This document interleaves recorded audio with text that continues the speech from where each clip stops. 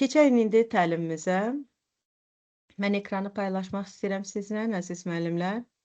Keçən dəfə yaranan problemi mən aydınlaşdırdım və inşallah ki, bu dəfə o problem olmayacaq. Çünki artıq bildim ki, səbəb nədən imiş. Hə, ekranı mən özüm də görürəm, bilirəm ki, hər şey qaydasındadır. Əziz müəllimlər, bugünkü mövzumuz dərs planlaşdırılması və metodikadır. Əslində dərs planlaşdırılması mövzusu bizim üçün ən vacib mövzulardan biridir ki, bəzən biz bunu keçmiş dərslərlə və ya özümüzün şagird olduğumuz vaxtlardakı dərs planlaşdırılması ilə səhv salırıq və ya universitetdə bəzi dərsləri görüb onlardakı kimi ənənəvi metoda daha çox əsaslanırıq, amma əslində hal-hazırda, yəni bu ən aktual mövzulardan biridir ki, 2 dəqiqə, hə. Ən aktual mövzulardan biridir ki, biz dərsi düzgün planlaşdırsaq, yəni gördüyünüz kimi yaxşı dərs təsadüfən yaranmır, planlı şəkildə qurulur cümləsinə əməl eləmiş olarıq. Doğrudan da bu cümləni mən birinci yazanda fikirləşdim ki, yaxşı dərs təsadüfən yaranmır və ya qurulmur. Biz yaxşı dərsi, düzgün dərsin ardıcıllığını, planlaşdırılmasını qabaqcadan qurmalıyıq ki, planlı şəkildə qurmalıyıq ki, uğura gedən yolda bizim dəstəkçimiz olsun. Yəni biz daha tez uğur qazanaq. İndi gəlin baxaq görək yaxşı dərsi necə qurmaq lazımdır ki, biz tez zamanda da uğur qazanaq. Birinci əhəmiyyətinə baxaq. Dərs planlaşdırmasının əhəmiyyəti nələrdir? Müəllim dərs boyu vaxtı düzgün idarə edir. Yəni bir var ki, biz elə bir ki, özümüzü bənzədək bir əsgərə. Əgər əsgər silahsız, sursatsız, nə bilim, heç bir hazırlıqsız döyüş meydanına qoysaq, təbii ki, vurulacaq o əsgər, düzdürmü? Allah eləməsin, amma yəni ümumilikdə dünyada da qayda budur. Yəni silahsız və ya sursatsız, nə bilim, heç bir hazırlıqsız bir əsgəri ortaya döyüş meydanına, cəbhə bölgəsinə qoysaq, təbii ki, o əsgərə nəsə bir pis bir hadisə baş verəcək. Müəllim də eləçinədir. Yəni əlimizdə dərs planlaşdırılması olmadan, bəzən çünki müəllimlər deyir, ay müəllimə, gündəlik yazınmı, ehtiyac varmı? Yox, neynirəm mən gündəlik və ya proqram olsun da evdə qalıb, qalsın da, nə olacaq ki? Bir gün evdə qalıb, elə ona görə də məhz nəsə bir hər hansı bir narazılıq da düşür bundan bağlı. Amma yəni yadınıza saxlayın ki, müəllim dərs boyu əgər vaxtı düzgün idarə edirsə, dərsin planlaşdırmasına uyğun idarə edirsə, bu zaman artıq uğurun demək olar ki, bir 80%-ni qazanmış olur. Planlı dərs şagirdləri daha çox cəlb eləyir. Çünki artıq şagird görür ki, müəllimin əlində bir planı var, ardıcıl olaraq ona riayət eləyir. Bir var ki, müəllim otursun, fikirləşsin ki, ay da görürsən indi nə edeyim? 5 dəqiqə, hə yaxşı bu tapşırığı eləsinlər. Sonra nə edəcəm?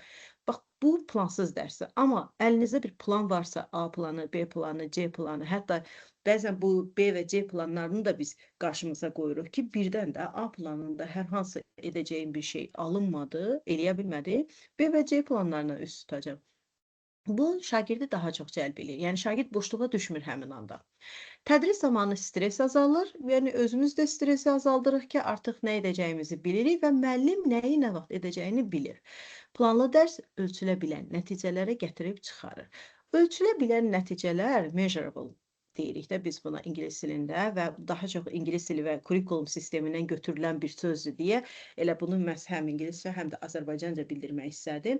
Əziz müəllimlər, ölçülə bilən nəticə dedikdə biz nə başa düşürük? Əslində bu mövzuda sizin də cavablarınızı gözləyirəm. Sizcə ölçülə bilən nəticələr nələrdir? Bunu birazdan birlikdə müzakirə eləyərik, amma istəyirəm ki, sizin də cavablarınızı oxuyaq.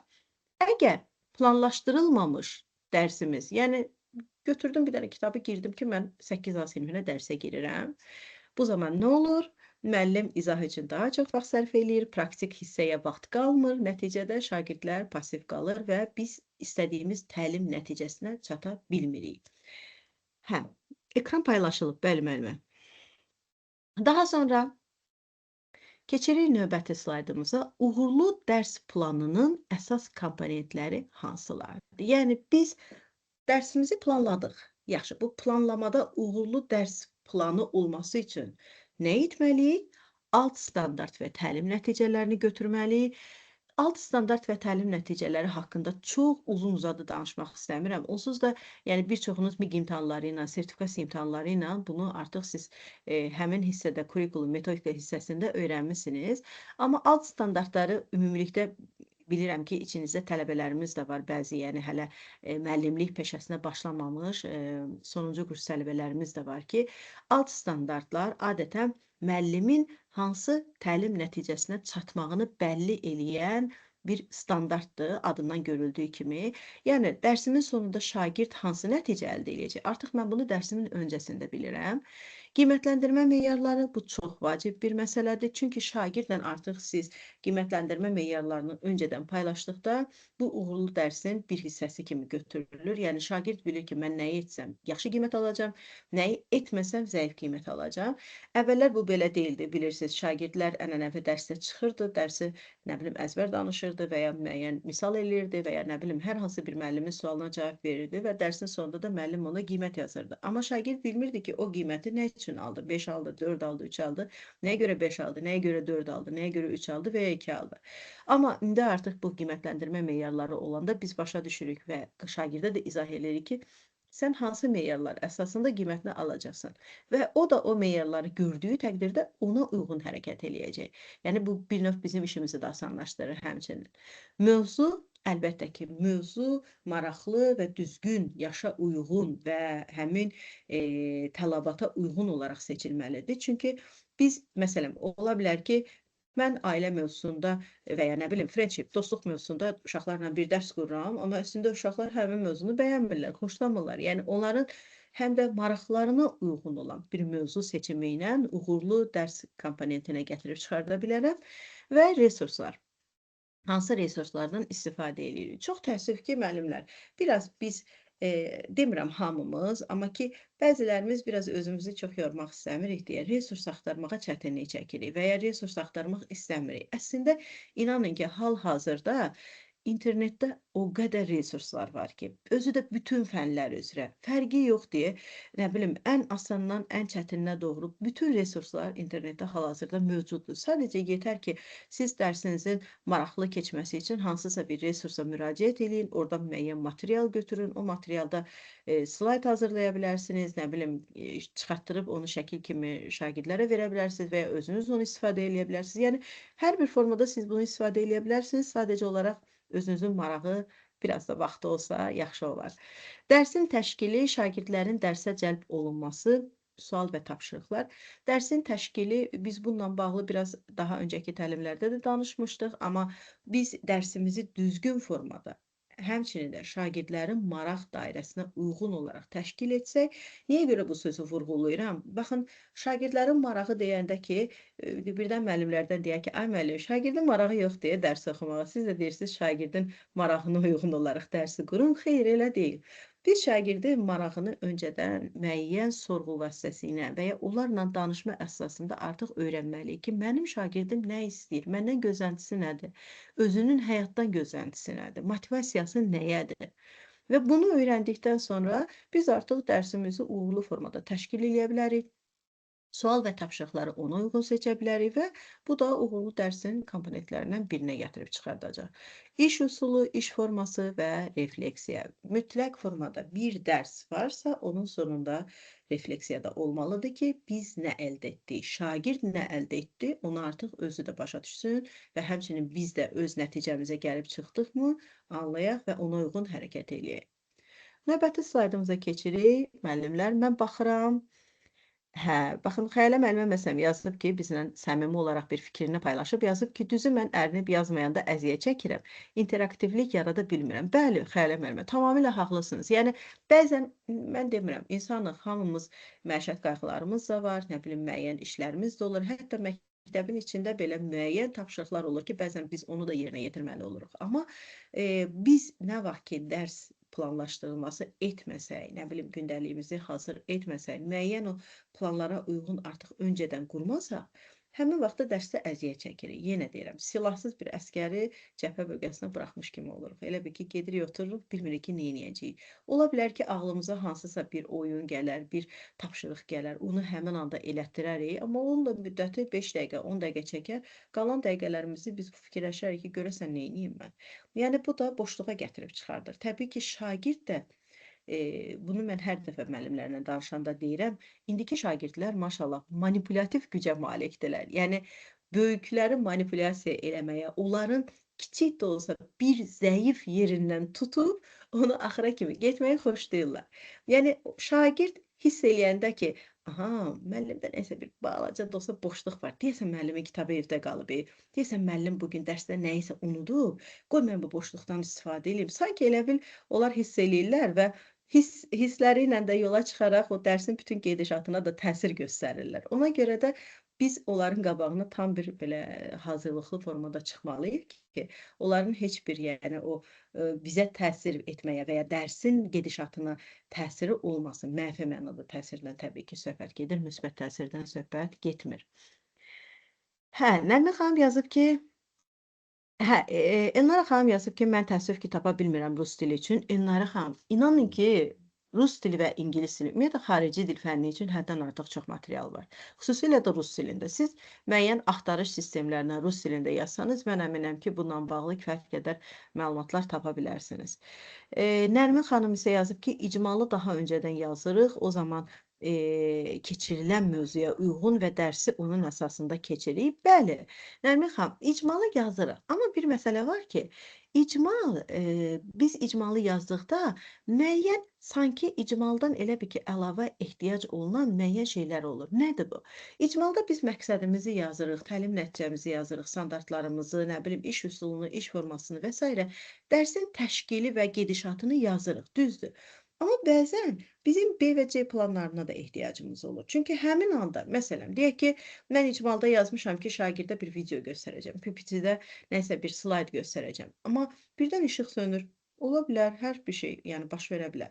Və bu işıq söndüyü təqdirdə mən B planına dərhal keçməliyəm. Demək ki, təkcə icmalla yox, həmçinin bizim özümüzün də müəyyən hazırlıqlarımız hər zaman əlimizin altında olmalıdır. Yəni biz bunu düşünməliyik ki, bu olsa nə edə bilərəm? Yəni ikinci, bu problem yaransa, alternativ olaraq nə edə bilərəm? Mən bununla bağlı sizə sonda öz təcrübəmi paylaşacağam. Bəli. Sonra davam eləyək növbəti slaydla. Ara sıra gözüm sizin yazılarınızdadır. Maraqlı yazılar olduğu da, yəni mütləq formada paylaşacağım sizlərlə də. İcmallar göndərəcəm Tərlan müəllimə. Nümunə icmallar göndərəcəm. Çalışacağam ki, bütün fənlərdən nümunə icmal göndərim. Bu arada onu da deyim. Çünki artıq mən digər fən müəllimlərinə də müraciət eləmişəm ki, uğurlu icmallarını bizlə bölüşsünlər və mən o icmalları qrupa atacağam. Geriyə və ya nəticədən planlama. Bu geriyə planlama və ya nəticədən planlama nə deməkdir? Əziz müəllimlər, yəqin ki, burada təcrübəli müəllimlərimiz də var, gənc müəllimlərimiz də var, bir daha deyirəm, biraz da tələbələrimizdən də var. Və hətta yəni hər birimiz öz təhsil dövrümüzü də xatırlayanda bizdə necə idi? Müəllim gəlirdi, dərsini keçirdi, sonra bizdən dərs soruşurdu, qiymət yazırdı və çıxırdı. Amma indi necədir? Geriyə planlama başlayır. Yəni, mən artıq təlim nəticəmi bilirəm. Tutaq ki, bir dərs üçün, 1:45 dəqiqə üçün mən 2 nəticə götürürəm və ya 1 nəticə götürürəm. Həmin o 1 nəticəni qabaqcadan bildiyim üçün dərsin sonuna qədər onu yerinə yetirirəm. Yəni, nəticəm öncədən olduqda mən dərsin axırına kimi onu çatmağa, onu əldə etməyə çalışıram. Burada da elə qeyd olunub, ilin və ya dərsin sonunda şagirdlərin hansı bilik və ya bacarıqlara sahib olduqları haqqında ümumi nəticələrin əvvəlcədən müəyyənləşdirilməsidir. Daha sonra qiymətləndirmə. Dərsimizin ən vacib hissələrindən biri qiymətləndirmə. Çünki qiymətləndirmə olmasa, bizim elədiyimiz işin heç bir mənası qalmır açıqcası. Yəni, bunu valideyn də bizdən tələb eləyir, şagird də tələb eləyir. Biz özümüz də özümüzdən tələb eləyirik ki, qiymətləndirməmiz olsun ki, yəni biz bilək ki, biz hansı nəticəni əldə elədik və düzgün əldə etdikmi? Nə dərəcədə əldə etdik? Yəni, bayaq dedik ya, o ölçülə bilən məsələsi, o ölçülə bilən məsələsi məhz qiymətləndirmədə artıq işimizə yarayır. Şagirdlərin nəyi öyrənməsi ilə bağlı, hansı bilik və bacarıqları ilə bağlı informasiyanın dəlil, sübut əldə edilməsidir. Müəllim necə, hansı dəlillərə əsasən müəyyənləşdirəcək ki, şagirdlər nə öyrənib? Yəni, bizim qiymətləndirməmiz olanda müəyyən bir rubriklərimiz və ya meyarlarımız olanda artıq biz bilirik ki, şagirdi hansı bilik və bacarığını qiymətləndirəcəyik, şagird də bunu bilir öncədən, həmçinin və ona əsasən də qiymətləndiririk. Bilirsiniz ki, təlim nəticələri də qiymətləndirməyə daxildir. Yəni qiymətləndirmək təkcə bacarıqları qiymətləndirmir, həmçinin təlim nəticəsini də qiymətləndirir. Çünki biz baxaq dərsin sonunda ki, ona çatmışıq yoxsa yox. Və öyrənmə fəaliyyəti. Bu nə deməkdir? Müəllim və şagirdlərin verilmiş təlim nəticələrinə çatmaları üçün sinif daxili və sinifdən kənar etdikləri fəaliyyətlər daxildir. Yəni biz əgər şagirdə ev tapşırığı, düzdür, indi deyirlər ev tapşırığı vermirik, yaradıcı tətbiq etmə verməlisiniz daha çox ya və ya evdə hansısa bir tapşırığın edilməsi çox da arzu olunan deyil, istənilən deyil. Amma mən düşünürəm ki, şagird mütləq formada əgər bizim şagirdlərimiz hal-hazırda özləri müstəqil formada gedib araşdırma etməyi hələ tam yəni mənimsəməyiblərsə, yəni özləri o researcher deyirik də, araşdırmacı deyillərsə, biz onlara hardasa bir, kiçik də olsa bir tapşırıq xarakterli, yaradıcı tətbiq etmələr verməliyik ki, onlar bunu gedib həyata keçirsinlər və evdə də fəaliyyətsiz qalmasınlar. Bunun ən böyük məsələsi, tutaq ki, belə deyək, lap sadə bir dillə desək, 24 saatın 4-5 saatı uşaq məktəbdə olur və digər, nə bilim, 19 saatı, 18 saatı evində olur. Yəni bu 19-18 saatda biz uşağı fəaliyyətsiz saxlaya bilmərik. Fəaliyyətsiz qalsa, bu o deməkdir ki, öyrəndiyi yadından çıxacaq. Gəlin, yəni səmimi etiraf eləyək də. Biz ona hansısa maraqlı bir tapşırıq növü versək, yəni tapşırıq o demək deyil, git kitabdan tapşırıq 3 elə, tapşırıq 5 elə. Düzdür, bəzən bunu da veririk. Yəni bu da bizim hardasa müəyyən qədər özümüzü, necə deyim, həm sığortalamaq üçün, həm də ki, işimizi yüngülləşdirmək üçün, asanlaşdırmaq üçün etdiyimiz şeydir. Amma biz əslində onlara daha çox araşdırma qabiliyyətlərini artırmaq üçün maraqlı tapşırıq növləri verməliyik ki, onlar gedib evdə fəaliyyətsiz qalmasınlar və bizim dərsdə keçdiklərimizi daha yaxşı möhkəmləndirmək üçün gedib hansısa bir fəaliyyətlə məşğul olsunlar. Buyurun, müəllimlərin suallarından da oxumaq istəyirəm, yazdıqlarından da. Deyir ki, olur bəzən baxıram, yazdığım kimi sevmədilər, alternativ nə isə edirəm, amma alternativi həmin an ağlıma gəlir, düzü o daha çox kömək olur mənə. Okey, Xəyalə müəllimə, ola bilər həmin an ağlınıza gələn alternativ yaxşı da ola bilər, nəticəli də ola bilər, nəticəsiz də ola bilər. Amma Xəyalə müəllimə və əziz müəllimlərimiz, həmin an ağlımıza gələn, belə deyək də, fəaliyyətin, oyunun və ya hansısa bir tapşırığın biz nəticəsini və ya qiymətləndirməsini edə bilmərik bəzən. Yəni biz onu, məsələn üçün, deyək ki, ekstrem bir hal baş verdi. Mənim planlaşdırmam, icmalım işə yaramadı və ya nəsə oldu və icmalımı yerinə yetirə bilmədim. B planım olmadığı üçün həmin an bir fəaliyyət deyirəm ki, gəlin uşaqlar şifahi olaraq, nə bilim, bir-birimizə suallar verək, ona cavab verək. Okey, keçirdiydi 45 dəqiqəni. Təbii ki, amma qiymətləndirmə prosesində bu bizə çətinlik yaradacaq. Çünki təlim nəticəmiz yoxdur əlimizdə. Hansı rubrika əsasında onu qiymətləndirəcəyik, onu bilmirik. Təxmini qiymət yazırıq da o zaman. Yəni ölçülə bilən nəticə olmur bu. Ölçülə bilən nəticə məhz bizim həqiqətən də qarşımıza qoyduğumuz meyarlara çatmağımız və ya nə dərəcədə çatmağımız deməkdir. Daha sonra davam edirik, əziz müəllimlər. Oxuyacağım digər müəllimlərin də yazdıqlarını. Alt standartlardan təlim nəticələrinin çıxarılması. Əziz müəllimlər, dərs üçün təlim nəticəsinin xüsusiyyətləri hansılardır? Gəlin birinci olaraq baxaq, sonra bu yazılanları təhlil edib öz aramızda müzakirəsini də aparaq.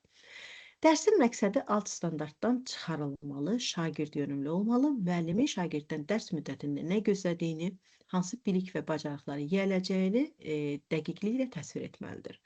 Yəni, alt standartımız nədir? 3 rəqəmli o yazılan cümləmizdir.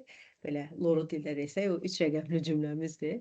Hansı ki, həmin o alt standartdan biz təlim nəticəmizi çıxardırıq və bu təlim nəticəsi şagird yönümlü olmalıdır. Yəni, edirəm, etmək kimi cümlələrlə bitməli deyil.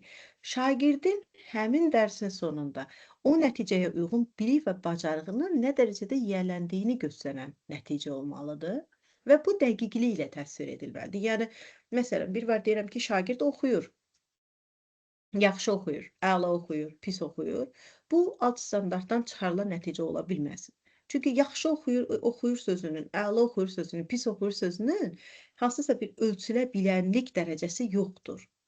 Yəni, dəqiq ölçülə bilən, dəqiq təsvir edilən bir nəticə olmalıdır.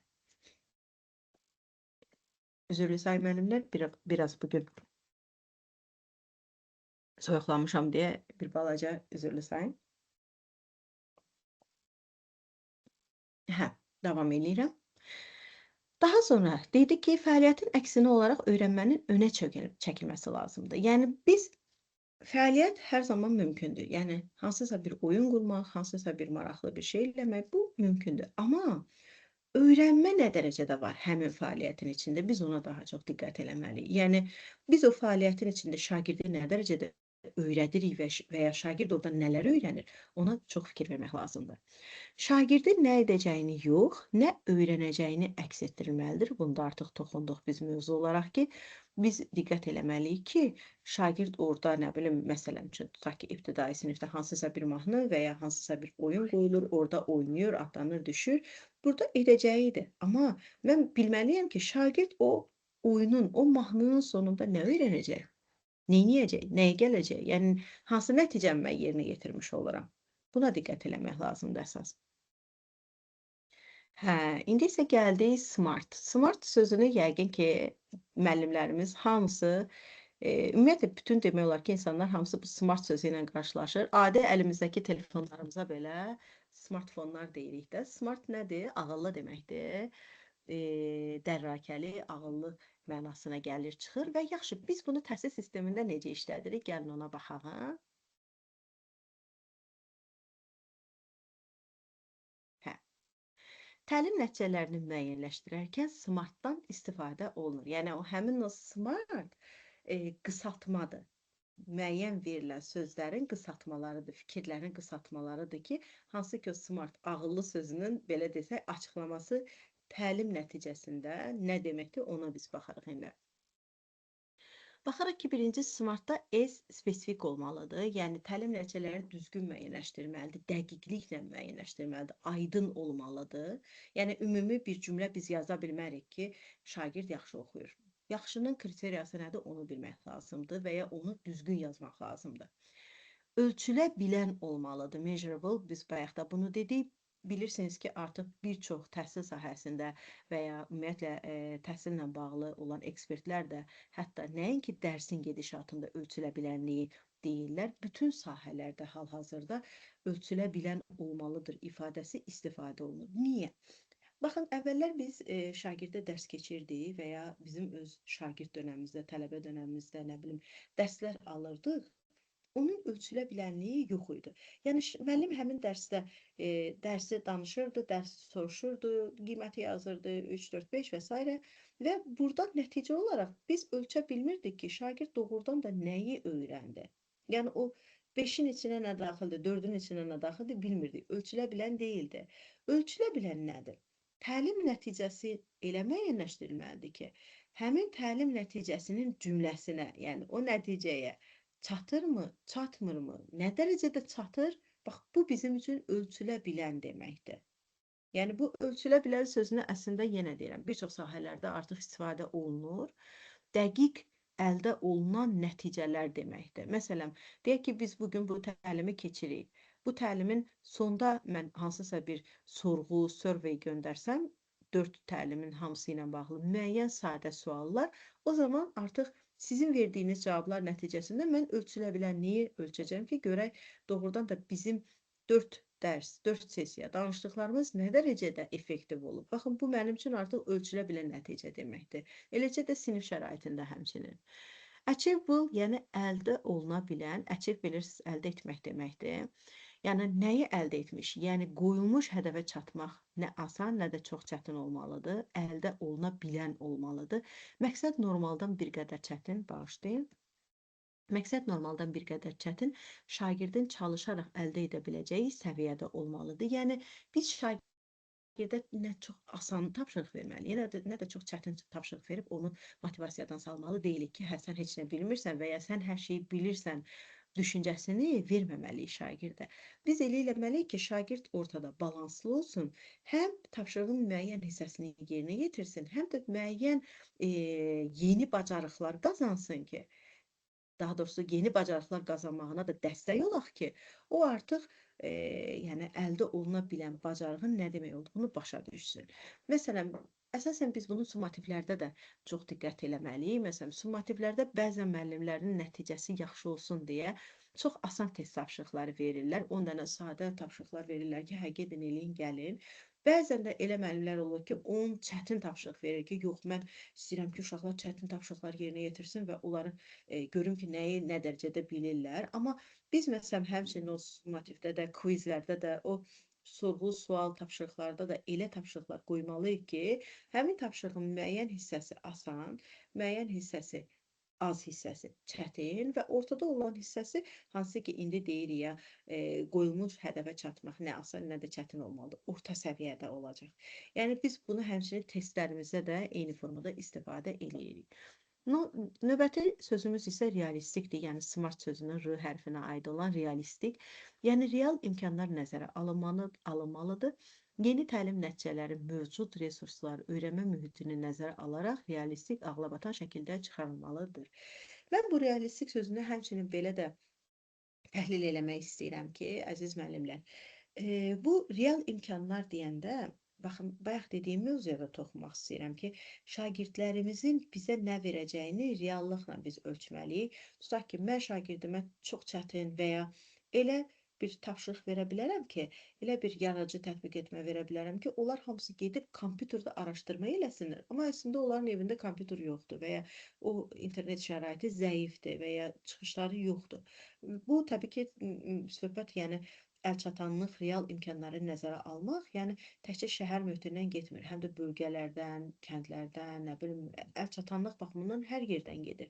Yəni biz şagirdlərimizə artıq olduğu mühitə uyğun tapşırıqları da nəzərə almalıyıq. Yəni təkcə, hə, məsələn üçün, Lalə müəllimə şəhərdə, liseydə işləyir, o bu tapşırığı verir, bu summativi verir, mən də gedim uşağımı bu summativi verim. Xeyr, bu belə olmalı deyil və ya mən də keçim buradakı həmin tapşırığı gedim orada verim. Xeyr.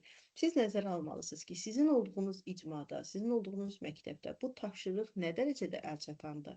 Və ya tutaq ki, məsələn, mənim elə işlədiyim məktəblər və ya elə gördüyüm məktəblər olub ki, orada doğrudan da şərait çətinlik olub. Yəni ağlı löf olmayıb, internet olmayıb, hətta set belə zəif olub və müəllimə mən deyə bilmərəm ki, gedin mütləq slayt hazırlayın və ya deyə bilmərəm ki, gedin nəsə bir uşaqlara tapşırın ki, getsinlər evdə videoya baxsınlar, bu videodan nəsə sual hazırlasınlar, gəlib danışsınlar və s. Yəni gələcək tətbiq etmə və ya araşdırma verəndə, yəni bunu məcbur eləmək olmaz. Amma real imkanları nəzərə aldıqda biz artıq başa düşürük ki, doğrudan da şagird nəyi eləyə bilər? Nəyi biz onda ən çətin verə bilərik və bu onu tapıb bizə gətirə bilər. Baxın, yəni bunu mütləq formada nəzərə almalıyıq. Və time frame, yəni müəyyən vaxt müddətini nəzərə alınması biz mütləq formada həm dərsin təşkilində, həm ümumilikdə tapşırıqların verilməsində vaxt müddətin nəzərə alınmasını, vaxtın düzgün idarə olunmasını, səmərəli idarə olunmasını nəzərə almalıyıq. Çünki təlim nəticələrinin hansı müddətə əldə olunduğunu göstərən xüsusi bir vaxt təyin edilməlidir. Məsələn, mən təlim nəticəsi qoyuramsa ki, şagird tutaq ki, düşünürəm ki, şagird bu dərsin sonuna kimi bu mətni mənimsəməlidir və mənimsəyib mənə o tapşırıqları düzgün formada yerinə yetirib, mənimsədiyini sübut eləyən müəyyən bir, deyək ki, kiçik bir esse yazmalıdır və ya danışmalıdır və ya sual verməlidir. Artıq mən burada vaxtımı nəzərə almalıyam, vaxtımı düzgün idarə eləməliyəm ki, doğrudan da əlçatanlıq varmı, yoxsa yoxdurmu? Və ya bu vaxtı düzgün qurmaq üçün bunu qruplarla qura bilərəm, individual olaraq, çünki bütün sinifdən mən tək-tək soruşsam, məsələ odur ki, çatdıra bilmərəm. Mən bunu qruplarla qursam və ya cütlərlə iş eləsəm və ya kiçik qruplarla eləyim, 3 nəfərlik qruplarla qursam, vaxtın sonuna kimi, yəni dərsin sonuna kimi bütün istədiyim tapşırıqları və təlim nəticələrini əldə eləmiş olaram. Yəni vaxtı mütləq nəzərə almalısınız ki, düzgün formada həmin nəticələrinizə çatasınız deyə. Bir neçə mesajlara baxmaq istəyirəm. Müəllimlərdən yazıblar Ayşə müəllimə ki, ingilis dili tədris edirəm, dərs müddəti 1,5 saat davam edir. Yəni bu 1,5 yəqin 45 dəqiqəni nəzərdə tutursunuz müəllimə, yoxsa necə? Onu yazarsınız zəhmət olmasa. Dərsi 3 yerə bölürəm, hər bölgə arasında 5 dəqiqəlik aktivitelər edirəm, fəaliyyətlər göstərirəm. Keçirdiyim dərsin planını, materiallarını saxlayıram, digər qrup eyni mövzuya gəldikdə çox asan olur. Əslində Ayşə müəllimə, bu yaxşı bir haldır. Amma yəni təbii ki, burada bir dənə real imkanların nəzərə alınması bəndinə diqqət eləməliyik. Çünki ola bilər ki, bir qrupda işə yarayan tapşırıq digər qrupda yaraya bilməz. Ona diqqət eləməliyik. Amma yox, hər iki qrupun ümumi belə deyək də kontingent olaraq bərabər kontingentdirsə və ümumi maraqları eynidirsə, maraq eynidirsə, onların sizdən istəkləri, sizin onlardan istəkləriniz eynidirsə, niyə də olmasın? Yəni verə bilərsiniz. Sonra fəaliyyətsiz qalsalar telefona vaxt ayıracaqlar, Xəyalı müəllimə yazıb. Xəyalı müəllimə, yəqin ki, sizdə də artıq ümid edirəm ki, məktəbinizdə artıq telefonla bağlı məhdudiyyətləri şagirdlərə bildirmisiniz. Yəni mən açığı səmimi olaraq desəm, əziz müəllimlər, telefonların düzgün formada istifadə edilməsini dəstəkləyirəm, amma təəssüf ki, bunu biz dərs şəraitində necə eləyə bilərik ki, həqiqətən də şagirdlər düzgün olaraq telefondan sadəcə dərs üçün istifadə etsinlər. Baxın, buna uyğun maraqlı fəaliyyətlər eləyə bilərsiniz. Məsələn, mən buna uyğun Kahoot tətbiqi ilə tapşırıqlar eləyirəm bəzən. Kahoot tətbiqini bütün müəllimlər istifadə eləyə bilər. Fənnindən asılı olmayaraq hər bir müəllim istifadə eləyə bilər. Orada müəyyən suallar, tapşırıq, yəni testlər və ya suallar qoyuram. O sualın cavabını uşaqlar dərhal telefonla verir. Amma təbii ki, bunu hər yerdə eləmək olmur. Çünki ora aktiv internet lazımdır və bütün uşaqların da internetə girişi olmalıdır. Adətən mən bunu eləmək üçün açığını desəm bizim məktəbdə, yəni bizim məktəb də bölgə məktəbidir, elə bir internet şəraitimiz yoxdur. Amma mən özüm şəxsən güclü internet paketi götürüb, onu bütün uşaqlarla paylaşıb o formada eləyirəm, amma həmişə yox. Çünki bu həmişə mümkün deyil təbii ki. Sonra internetdə müəllimə deyir, araşdırma verirəm, qoy telefonu xeyrimə işlətsinlər. Bəli, biz hər şeyi xeyrimizə işlətməyi bacarmalıyıq. Çünki doğrudan da şagirdlərin maraqlarından, hal-hazırdakı dövrün tələblərini öz xeyrimizə çevirməyi bacarsaq, o zaman uğurlu dərs qurmuş olarıq. Şagirdlər əyləncəli şəkildə öyrənməyi sevir. Bəli, Zülfiyə müəllimə, əksər şagirdlər əyləncəli öyrənməyi sevir. Amma belə bir məsələ var ki, ibtidailər okey, sırf əyləncə ilə sevirlər. Orta yaş qrupları 5, 9 biraz əyləncəyə maraqlı olan siniflər də var. Biraz o yeniyetməliyə daxil olan siniflərdə bu əyləncəli dərs qurmanı çətinləşir artıq getdikcə və xüsusilə də 9, 10, 11-ci siniflərdə əyləncəli dərs anlayışı biraz fərqli olur. Çünki onların əyləncə dedikdə artıq bəzən yəni başqa maraq dairələri olur deyə onların maraq dairələrinə uyğun dərs qursaq daha yaxşı olar. Müəlliməm biri yazıb ki, biz kənddə yaşayırıq, hamının interneti var, insanlar artıq çörəksiz qalır, internetsiz yox. Əslində Xəyrə müəllimə, razıyam sizlə tamamilə. Çünki indiki dövrdə desək ki, hansısa bir bölgə, hansısa bir rayon, məktəb heç interneti qətiyyən yoxdur və o rayona heç ümumiyyətlə internet getmir. Biz özümüzü yalandan aldatmış olarıq. Hər yerə internet də gedir, internet də var. İstəyən bunu əldə eləyə bilər və şagirdlərimiz də ki, əminəm bunu istəsələr mütləq formada eləyəcəklər.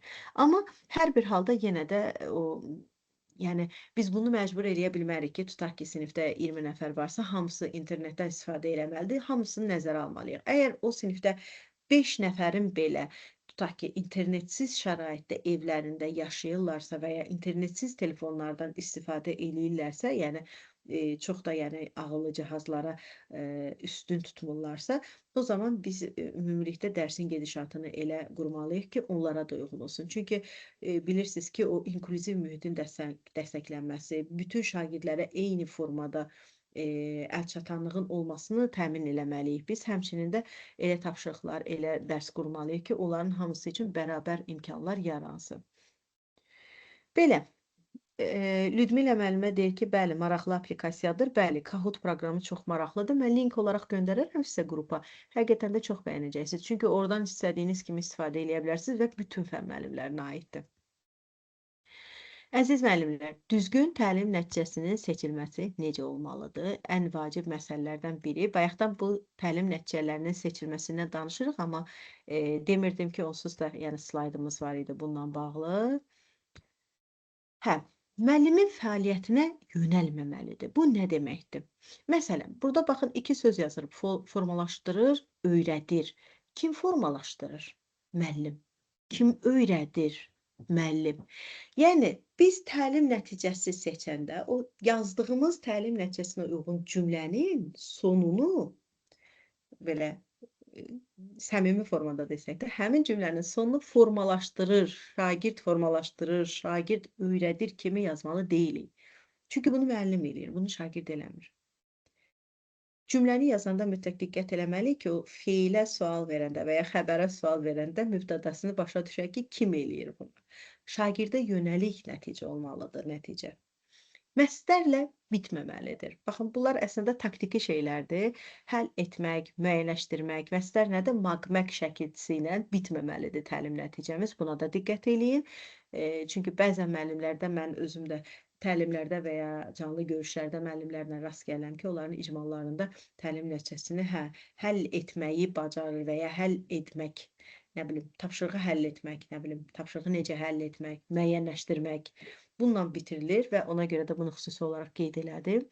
Və taksonomiyanın feilləri ilə bitməlidir. Taksonomiya nədir? Biz o taksonomiyadan kurikulum və ya metodikadan həm MİQ imtahanlarında, həm sertifikasiya imtahanlarında verərkən artıq bunu qismən də olsa müəyyən qədərini öyrəndik. Həmin feillər idraki fəaliyyətə uyğundur. Məsələn, izah edir, fərqləndirir, şərh edir, müqayisə edir. Görürsünüz, hamısı analizə aiddir və şagirdə aiddir. Kim izah edir? Şagird. Kim fərqləndirir? Şagird. Kim şərh edir? Şagird. Kim müqayisə edir? Şagird. Yəni, fəaliyyət şagirdin fəaliyyətidir. Maqnətiklə bitmədi və şagirdin beyninin məhsulu olduğu artıq sonuncu hissədən bəlli olur. Yəni, şagird bunu izah eləyirsə, deməli, idrak eləyir ki, izah eləyir.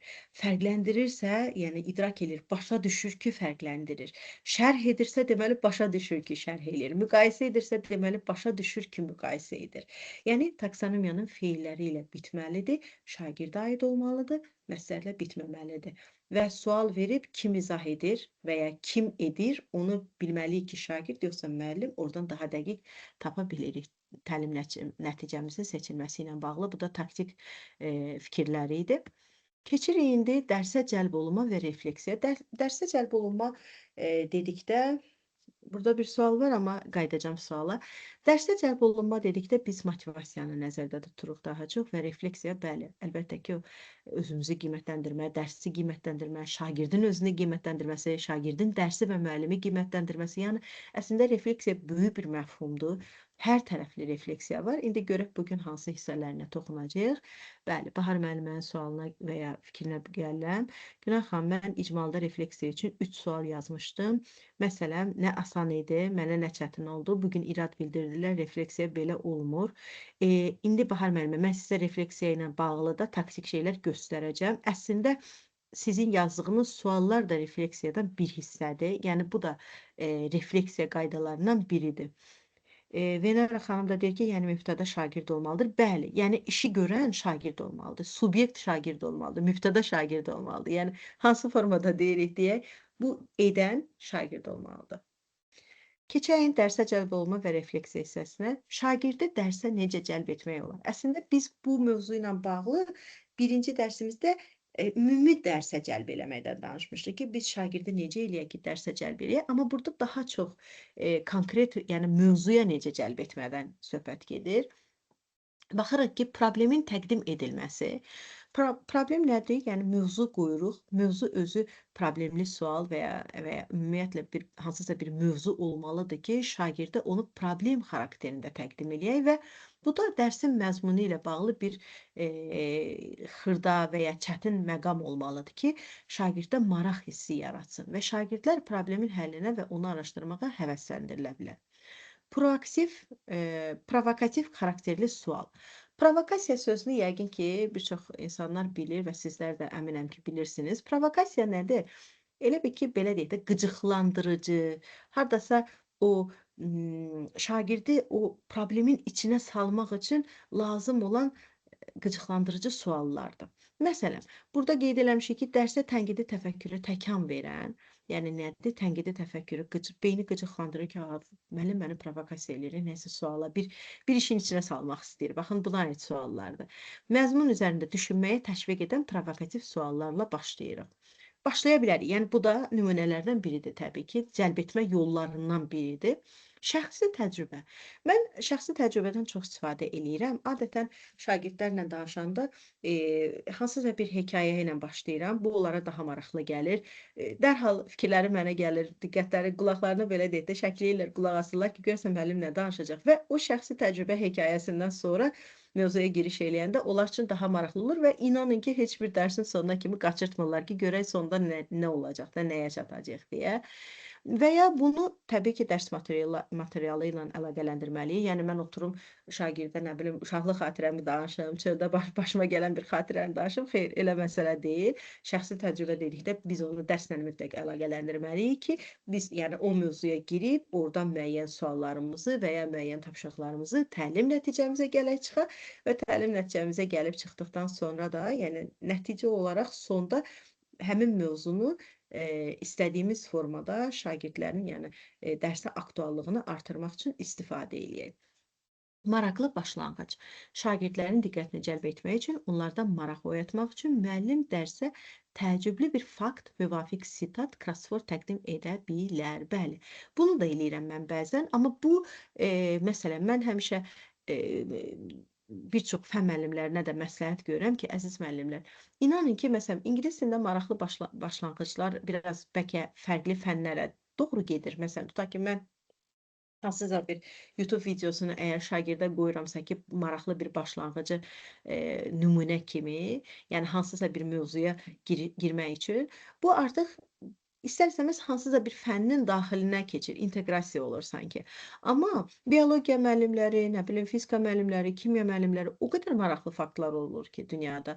Həm keçmişdə, həm indiki zamanda. Yəni onlarla bir maraqlı bir video ilə, maraqlı bir sualla, maraqlı bir Hətta heç video falan olmasa belə əlinizdə, o bayaq dedik axı real imkanları nəzərə almalıyıq. Tutaq ki, yoxdur, sinifdə o şərait yoxdur. Siz onu bir kağızla çıxardıb, tutaq ki, həmin o faktı gətirib orada uşaqlarla birgə incələyə bilərsiniz və həmçinin də onu artıq öz təlim nəticənizə çevirə bilərsiniz. Burada da verilib, məsələn, müvafiq sitat ola bilər, bir fakt ola bilər, crossword ola bilər, düşündürücü bir sual ola bilər, qısa bir lətvə ilə ola bilər. Yəni, maraqlı başlanğıc çoxdur. Sadəcə siz seçim eləməlisiniz ki, sizin şagirdlərinizi necə təəccübləndirmək olar. Vizual alətlər, yəni vizual alətlər deyilə nəyi nəzərdə tuturuq? Məsələn, dərs mövzusu ilə bağlı qısa bir video ola bilər, cəlbedici şəkil ola bilər, multimedia resursları ola bilər. Hansısa, yəni görüntü, əlimizdə tuta biləcəyimiz vizual bir alət olmalıdır. Yəni, biz düzdür, maraqlı başlanğıcda da hansısa bir vizual alətlə eləyə bilərik. Tutaq ki, mən şagirdə kompüteri gətirib video göstərirəm. Bu maraqlı başlanğıcdır, amma bunu mən vizual alətlər vasitəsilə eləyirəm. Məsələn, burada da nümunə verilib ki, təsviri incəsənət dərsində hər hansı bir rəssamın əsəri göstərilə bilər. Şagirdlərə sual oluna bilər ki, bu şəklə baxdıqda rəsmin hansı özünə məxsusluğu diqqətinizi çəkir və nə üçün? Təbii ki, orada artıq şagirdlər mövzuya girirlər, danışırlar. Daha sonra siz deyək ki, təsviri incəsənət dərsində nəyi verəcəksinizsə tapşırıq olaraq şagirdlərə, məsələn, mən də bilmirəm, bəlkə səhv deyirəm, tutaq ki, bu qələmin portretini yaratmaq, şəklini çəkmək, artıq o mövzuya girdikdən sonra siz bunu rahatçılıqla verə bilərsiniz.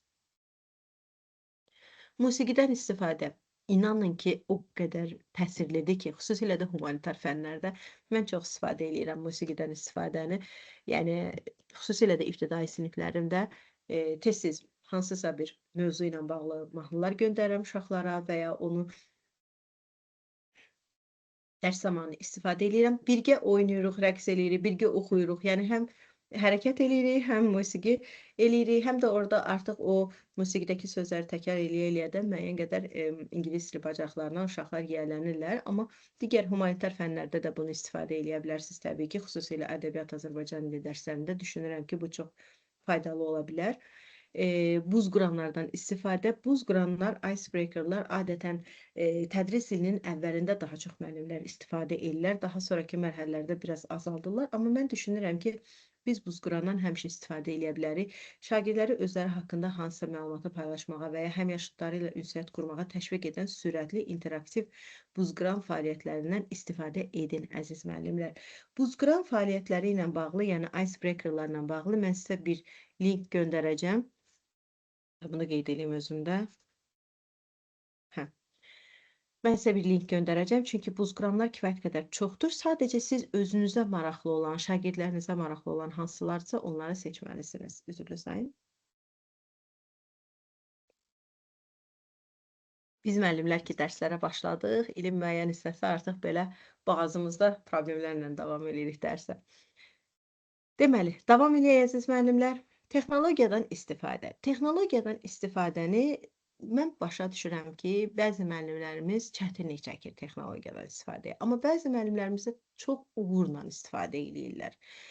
Şagirdlərin iştirakını təşviq edən interaktiv sorğular, viktorinalar və ya onlayn alətlər kimi texnologiyanı giriş fənninizdə və ya fəaliyyətinizdə inteqrasiya edin. Əslində, hər dərsə olmasa da, ən azı həftədə bir dəfə hansısa bir texnologiyadan istifadə, alətlərdən istifadə və ya nəsə bir internetlə və ya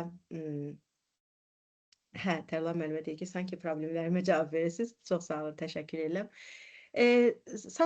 Bizim hansısa yəni bir heç olmasa həftədə bir dəfə də olsa, nəsə bir kompüterlə və ya onlara maraqlı olan bir oyunvari, amma texnoloji oyunlarla olan bir dərs qursaq, inanıram ki, şagirdlər bunu biganə qalmayacaqlar və istədiyiniz nəticəyə çatacaqlar.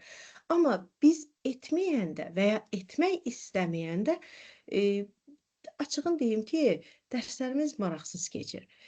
Bəzən bizə elə gəlir ki, yəni texnologiya bizim üçün maraqlı deyil. Məsələn, riyaziyyat dərsində deyirik ki, mən nə istifadə edim kompüterdən və ya nə bilim, biologiya, kimya, fizika dərslərində daha çox, ya daha çox dəqiq fənlərdə bəzən müəllimlər istifadə eləmək istəmir və ya tarix dərslərində belə mən görürəm ki, bəzən müəllimlər istifadə eləmək istəmir. Amma inanın ki, mən sizə konkret bir şey deyim. Mən texnologiyadan həddən artıq çox istifadə edirəm öz dərslərimdə. İstər süni intellektin maraqlı cəhətlərindən istifadə edirəm. Məsələn, xüsusilə də ötən ildən bəri artıq şagirdlərimlə ChatGPT, Gemini və DeepSeek və s. kimi süni intellekt alətlərindən dərsdə müəyyən suallar olanda, hətta sualımızı və ya dərslə bağlı müəyyən mərhələni orada şagirdlərlə araşdırma edib və onun nəticə olaraq özümüz nəticəyə gəlirik ki, hə, deməli bu məlumatları bizə süni intellekt verdi. İndi gəlin biz nəticəyə gələk ki, bu debatın sonunu necə gətirək? Yəni bu mövzunun müzakirəsinin sonunu necə eləyək? Həvəs göstərin, əziz müəllimlər. Ümumiyyətlə, biz nəyəsə həvəslə yanaşsa, hər şeyi başararıq. Yəni, bunu mən görürəm. Başa düşürəm, çətindir işimiz. Həm valideyn faktoru var, həm rəhbərlik faktoru var, həm məişət faktoru var, həm nə bilim, insanlıqda görürsünüz, cüzi bir xəstələnirik, istər-istəməz o bizim əhval-ruhiyyəmizə təsir eləyir, davranışlarımıza təsir eləyir. Mən bunu başa düşürəm. İnanın ki, çox gözəl başa düşürəm. Amma o şagirdlərə o dərs bir dəfə verilir. Yəni, bu 45 dəqiqə tutaq ki, bu dərsin öz hökmü var. Əgər mən bu dərsin öz hökmünü yerinə yetirməsəm, sabahki günün mövzusu başqadır. Yəni, sabahları mən bugünkü günü əvəz eləyə bilmərəm. Onlardan həmin o 45 dəqiqəni elə bil ki, əsirgəmiş oluram, almış oluram, kəsmiş oluram. Yəni, sabah mən ona lap gözəl bir dərs də keçsəm, amma bugünkü, tutaq ki, bu qələmlə bağlı olan dərsimi mən eləyə bilmədimsə, demək ki, ondan nəsə aldım, nəsə kəsdim, onun haqqına girmiş oldum. Yəni, buna inanın ki, hər dərsin, hər günün, hər mövzunun öz hökmü var, özünə uyğun üslubu var, tapşırığı var. Yəni, tapşırıq deyəndə ancaq o kitabdakı tapşırıqları nəzərdə tutmuram. Kitabdakı tapşırığı siz ən pis halda ev tapşırığı kimi də verə bilərsiniz. Amma həmin günü o şagirdlə aparacağınız söhbət, o təlim nəticəsi, o təlim nəticəsinə gəlmək üçün etdiyiniz fəaliyyətlər sonra bir də sizə qayıtmır. Yəni, imенно o şagirddən qayıtmır. Başqa siniflərdə qayıtsa da o şagirdlərdən qayıtmır, o sinifdən qayıtmır. Yəni, çalışın problemlərin hamısını biz ümumiyyətlə məktəbə girəndə, məktəbin qapısına girəndə çalışmalıyıq ki, o problemləri kənara qoyaq və ancaq gözümüzün qabağına şagirdlərimizi gətirək ki, yəni biz onlardan almayaq o vaxtı. Biz onların haqqına girməyək, yəni nə etməliyiksə düzgün və vaxtında yerinə yetirək. Dərs prosesinə həvəslə yanaşın. Bu məqamda münasibət yoluxucu xarakter daşıyır. Həqiqətən də bu belədir. Sizin dərsə həvəsiniz şagirdlərin də cəlb olunmasına təsir edəcək. Yəni, siz nə qədər həvəslisinizsə, nə qədər maraqlı dərs keçirsinizsə, şagirdlər də bir o qədər maraqla qatılacaq. Yox, siz həvəssizsinizsə, siz soyuq yanaşacaqsınızsa şagirdlərinizə, onlar da soyuq yanaşacaq sizə. Yəni bu birmənalı olaraq belədir. Hərəkətlərdən istifadə. Yaxşı məqamdır. Şagirdlərə enerji verən və onların diqqətini cəmləşdirməyə kömək edən qısa fiziki fəaliyyətlərdən və hərəkətlərdən istifadə edin. Bu xüsusilə mövzular arasında keçid üçün təsirlidir. Müəllimlər, sizlə maraqlı bir video paylaşacağım bugünün sonunda. Bu videomuz nə ilə bağlıdır? Mən 2 il öncə Amerikada TESOL proqramı ilə Azərbaycandan yeganə təqaüd qazanmış müəllim idim və biz orada bir neçə ştatda olduq və hər ştatın öz şəhərində olan məktəb və universitetlərlə tanış olduq. Məktəblərin birində Louisiana ştatında New Orleans şəhərində məktəblərin birində çox gözəl, maraqlı bir metodla mən tanış oldum. Həmin metodun videosunu sizə göndərəcəm. Qəribə gəlməsin, çox maraqlıdır. Deməli, məktəb özü şagirdlərinə sırf bütün zəifliklərini aradan qaldırılması üçün məktəb içində məktəb konsepti ilə yaradılıb. Məsələn, hal-hazırda da bizdə artıq bu layihə keçən ildən bəri başlayıb ki, hansı ki pilot layihə olaraq gedir. Yəqin ki, layihə haqqında müəyyən məlumatlarınız var ki, 10-cu, 11-ci sinif şagirdlərinin sırf universitetlərə repetitorsuz hazırlığı ilə bağlı olan layihənin demək olar ki, Amerikadan Türklər demiş uyarlandığı bir layihədir. Mən bu layihəni həqiqətən də çox dəstəkləyirəm və çox maraqlı layihədir. İnanıram ki, bu ilin nəticəsində artıq o bayaq dediyimiz ölçülə bilən nəticələrlə o şagirdlərin nəticəsini biz görəcəyik. O şagirdlərin topladıqları ballar da həmçinin layihənin uğurlu və ya nə dərəcədə uğurlu olduğunu göstərəcək. İndi keçək hərəkətlərdən istifadə hissəsinə. Louisianadakı New Orleansdakı həmin məktəbin birində şagirdlərə çox maraqlı bir əl işarələri ilə şagirdlərlə kontakt qurmağa başlamışlar. Məsələn, şagirdin xoşa gələn bir sözünü, cümləsini təsdiqləmək üçün belə el arasında nə deyirik, çırtıq çalmaq deyirik, barmaq işarə eləmək deyirik, amma onu onlar pis mənada yox, əksinə şagirdin dediyini müsbət mənada qiymətləndirmək üçün eləyirlər. Yəni şagird bir xoşa gələn bir söz, sual, cavab deyirsə, onlar dərhal müəllim və ya digər yoldaşları hamısı bu formada. Yəni bir var ki, dillə reaksiya versinlər, super, əla, qəşəng, amma artıq əllə də yoldaşları da, müəllimləri də, hətta rəhbərlik səviyyəsində onlar hamısı bunu eləyirdilər. Həmin videoda mən sizə göndərəcəm, siz özünüz də onun şahidi olacaqsınız və çox maraqlıdır. Yəni orada onun kimi bir neçə hərəkətlər də vardı. Məsələn, şagird artıq müəyyən danışdığı vaxtda mən həmin hərəkətlərdən düzdür. Bu biraz bizdə ola bilər ki, Azərbaycanda bir mənalı qarşılanmaya bilər. Bəzən bəlkə yanlış anlaşıla bilər, amma mən şagirdlərimə məsələn belə əla işarəsini və ya ümumiyyətlə müəllimlərlə də danışanda görüntülü, canlı, yerindən asılı olmayaraq deyilən yaxşı bir fikrə belə işarə eləyirəm dərhal özdə. Yəni bu artıq o demək ki, əla, mən də razıyam sənin fikrindən. Yəni fikrini razılaşmağın bir hərəkətidir ki, bunu bildirməliyik. Yəni müəyyən bir hərəkətlər siz də götürə bilərsiniz öz şagirdlərinizlə aranızda. Yəni həmin əsnada tutaq ki, şagirdin sözünü kəsməmək üçün və ya ümumiyyətlə o gedişata mane olmamaq üçün sözlü yox, hərəkətlə rəy verə bilərsiniz. Hətta bunu o yoldaşlar, yəni digər şagird yoldaşlara da öyrədə bilərsiniz ki, siz də həmçinin, məsələn, Əli danışır, Murad onun sözünü kəsməmək üçün işarə eləyə bilər. Necə ki, o Amerikada artıq hamısı belə eləyəndə bilirlər ki, onu dəstəkləyirlər. Hə, əladır, superdir mənasına gəlirdi. Əvvəlki dərslə əlaqə. Bu da bir vacib məqamdır. Niyə vacib məqamdır, onu da deyim. Çünki bəzi müəllimlərimiz və bəzi təlimçilərimiz düşünür ki, dərslərdə əvvəlki dərslərə biz istinad verməməliyik və ya əlaqə yaratmamalıyıq. Məsələn, ənənəvi sistemdə biz görürdük ki, müəllim gəlir, köhnə dərsdən suallar verir, sonra təzə dərsi keçir, sonra uşaqlardan dərs soruşurdu. Düzdürmü?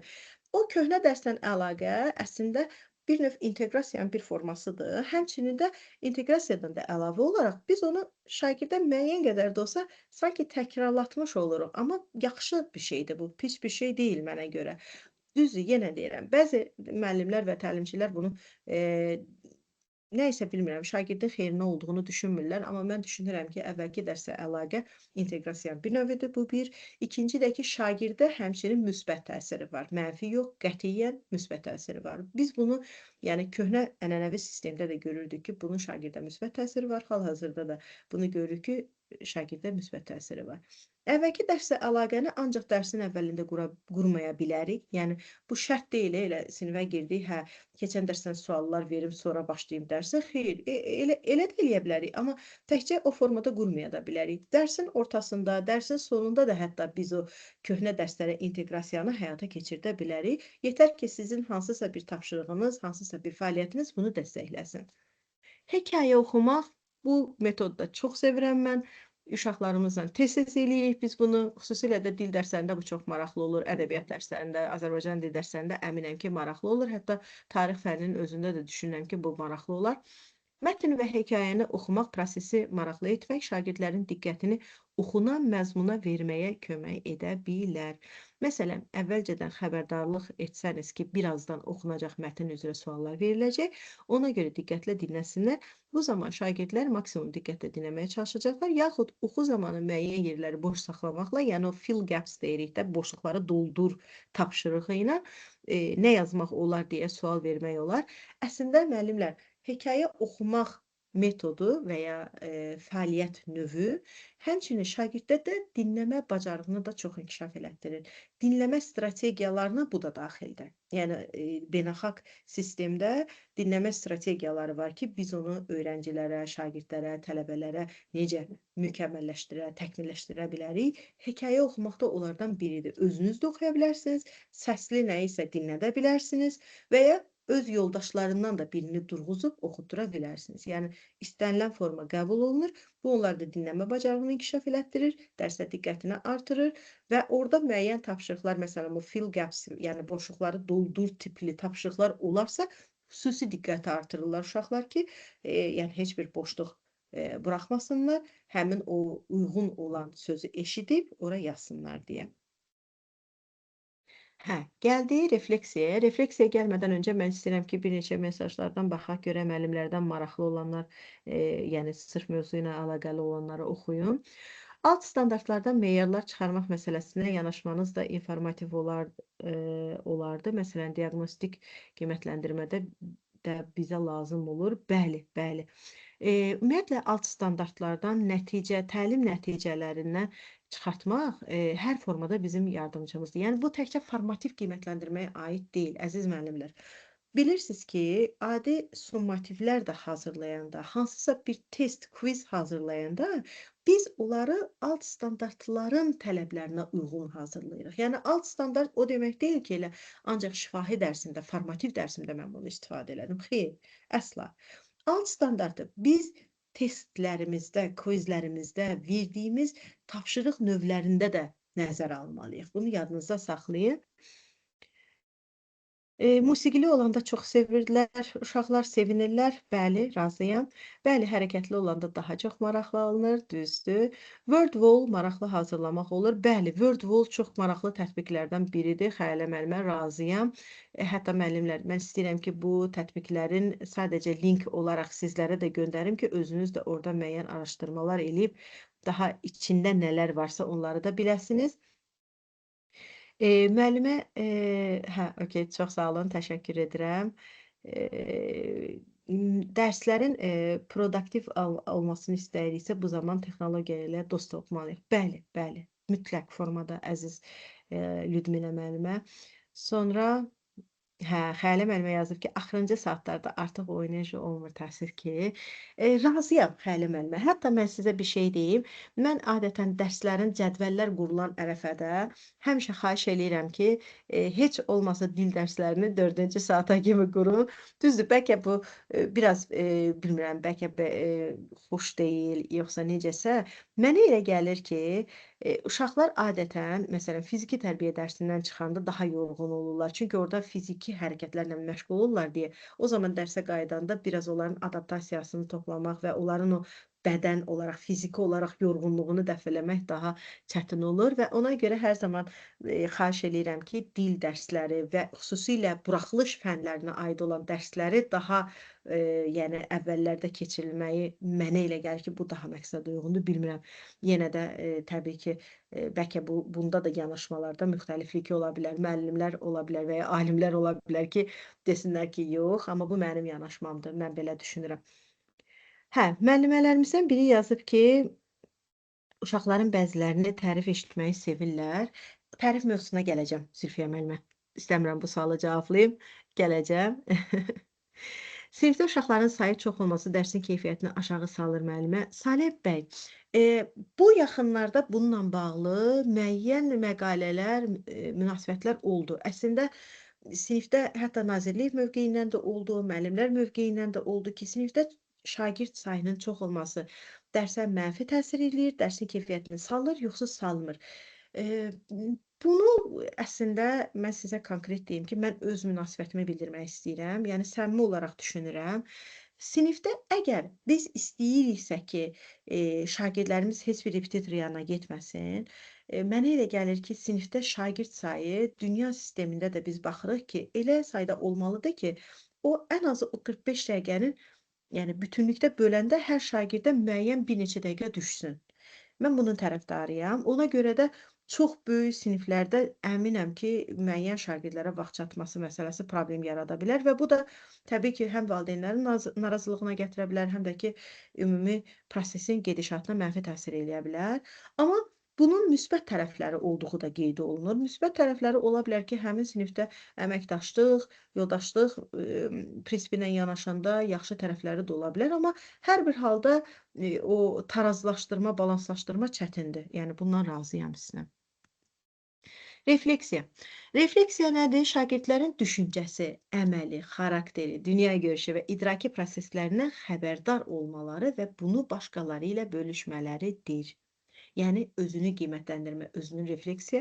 Artıq şagird özünün düşüncəsini, xarakterini, əməlini, dünyagörüşünü, beynində baş verən o idraki prosesləri bilir və bunu başqası ilə bölüşür, xüsusilə də qarşısındakı müəllimlə. Refleksiya etdikdə şagirdlərin təkcə öyrənməsi deyil, düşüncəsi, xüsusilə də tənqidi düşüncə bacarıqları inkişaf edir. Refleksiya etməklə şagird öyrəndiklərini qısa müddətli yaddaşdan uzun müddətli yaddaşa ötürür. Refleksiya öyrənmə prosesi nə üçün, necə suallarına cavab axtarır və nəticə etibarilə şagirdlərə nə etmək lazım olduğunu aydınlaşdırır. İndi isə refleksiyanı etmənin yollarına, bayaq ki, müəllimə yoldaşlarımızdan birinin sualı var idi ki, müəllimə, mən bunu elədim, amma dedilər ki, bu düzgün deyil. İndi onlara baxacaq ki, görək nədir. Şəxsi jurnallar tuta bilərsiniz, refleksiya etmənin yollarından biridir. Burada şagirdlər həftəlik olaraq təcrübələrini, öyrəndikləri vacib məqamları qeyd edirlər. Buna biz portfoliolar da deyirik adətən. Portfolio deməsək də olar, amma hansısa bir müəyyən bir jurnal, papkalar yaratsaq, düşünürəm ki, müntəzəm şəkildə və ya müəyyən bir fəaliyyətin yekun qiymətləndirilməsi zamanı müəllimlə paylaşıla bilər və bu paylaşımı yazılı olaraq da eləyə bilərik, şifahi olaraq eləyə bilərik və ya bu şifahi olunacaqsa, onu mütləq biz hardasa özümüz üçün qeyd etməliyik. Mən elə düşünürəm, çünki qeyd etməsək bu bizim yadımızdan çıxa bilər. Həmçinin də şagirdin özündə müəyyən bir sənəd olaraq da qalması məqsədə uyğun olar.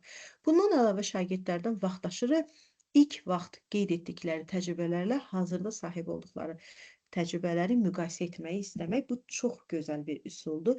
Tutaq ki, sentyabrın əvvəlində və ya sentyabrın axırına doğru müəyyən suallar verib şagirdə, bir də onları, nə bilim, yanvarda, bir dəfə də may ayında, iyun ayında etmək mənə görə çox doğrudur. Ən azı şagird onda hər dəfəsində hansı cavabları verdiyi ilə siz onları refleksiya eləyə bilərsiniz ki, tutaq ki, sentyabrda bu cavabı verdi, yanvarda biraz dəyişdi cavabı, fərqli cavab oldu, iyun ayında tamam fərqli cavab oldu. Demək ki, biz doğru yolda irəliləmişik deməkdir. Yox, cavablarda üçündə yəni müsbətdən mənfiyə və ya ümumiyyətlə stabillik qorunursa, heç bir dəyişiklik yoxsa, demək ki, bizim hardasa burada etdiyimiz səhvlər var.